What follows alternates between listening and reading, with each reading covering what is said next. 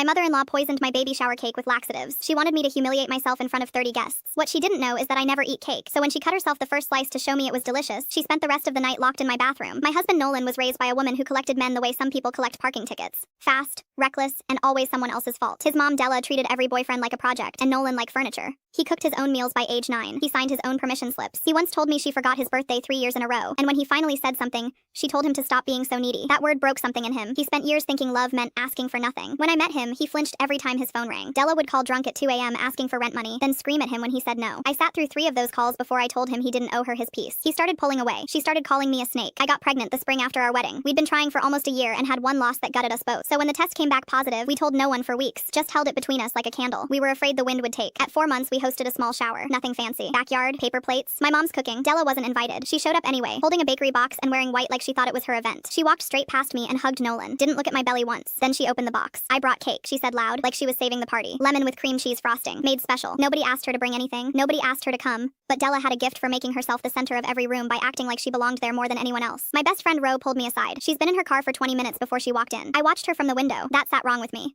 20 minutes doing what? Sitting? Fixing the cake? Both? I didn't say anything. I just decided I wasn't touching that cake. The shower went fine. People ate, laughed, handed me tiny shoes wrapped in tissue paper. Della performed the role of loving grandmother so hard that even Nolan looked uncomfortable. She kept touching my belly without asking. She kept saying, I just hope the baby gets Nolan's nose, then laughing like it was charm and not an insult. When it came time for cake, Della insisted on cutting it herself. She plated a fat slice and put it right in front of me. Eat up, mama, she said. You're eating for 2 now. She stood there, watching, waiting. Her eyes locked on my fork like she was timing something. I smiled and told her I couldn't do dairy right now. Doctor's orders. It wasn't true, but it was easy. Her face flickered for half a second. Then she recovered. Oh, that's a shame, she said, her voice a little too light. I watched her next move. She grabbed my slice back, shrugged, and said, well, I'm not wasting it. She took a bite, then another. She made a show of it, moaning about how good it was, looking around like she expected applause. 20 minutes later, she was gone. Not goodbye gone. Sprint to the bathroom gone. We heard everything through the door. My mom froze mid-sentence. Ro looked at me and mouthed, the cake. Della was in there for almost 40 minutes. When she finally came out, her makeup was streaked and her white outfit wasn't white anymore in the places that mattered. She tried to laugh it off. Must be a stomach bug, she said, barely making eye contact. Nobody said a word. The silence was thick enough to sit on. That night, Ro and I cut into the leftover cake. Instinct. We found a small zip bag wedged under the bottom layer, half empty, with residue inside. I looked it up. The markings matched an over-the-counter laxative, the kind you dissolve in liquid. She'd worked it into the frosting. Not just a pinch, enough to cause serious cramping for someone 5 months pregnant. I showed Nolan. He didn't speak for a long time. Then he picked up his phone,